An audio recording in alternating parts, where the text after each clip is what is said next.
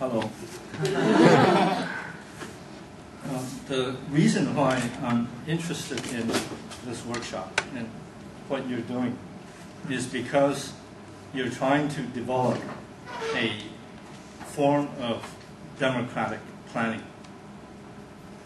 Planning is not always democratic, and I think you, from what you expressed, you understand that much of planning is not democratic. In fact, it is most often authoritarian and also hidden. You talk about transparency and being able to get the right kind of information. Most of the time, planning tends to be hidden away, locked up, and ordinary citizens and people do not have access to how plans are made. So, because this workshop and this series of workshops,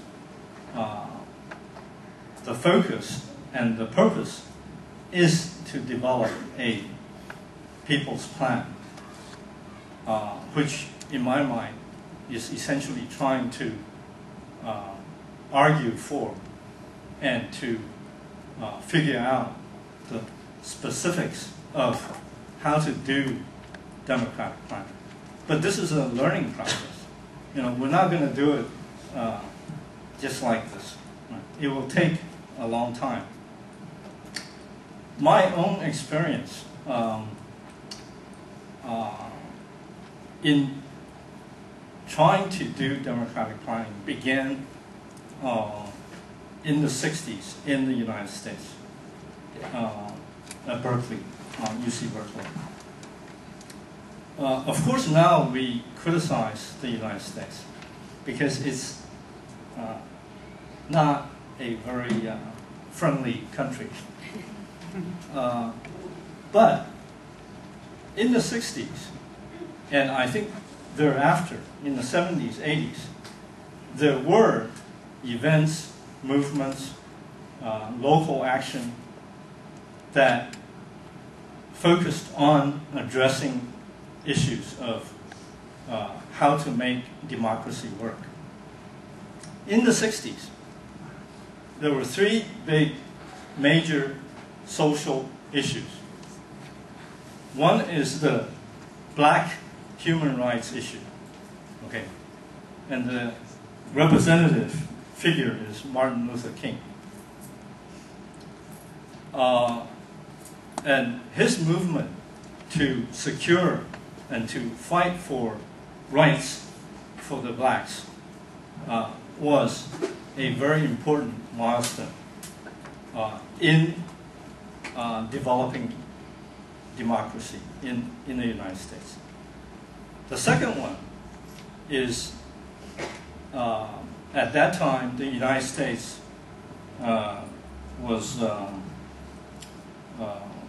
fighting in Vietnam, the Vietnam War.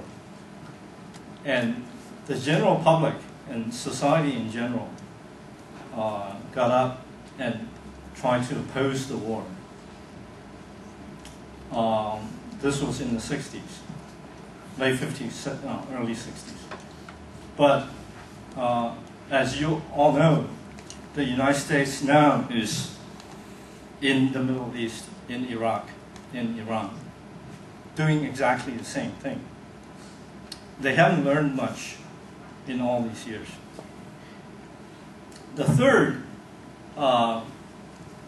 major movement actually is closer to us, is what we call the free speech movement in the 60s, where students on campuses and started at UC Berkeley arguing for free speech on the campuses. Because before then, you could not, on campus, advocate for a point of view.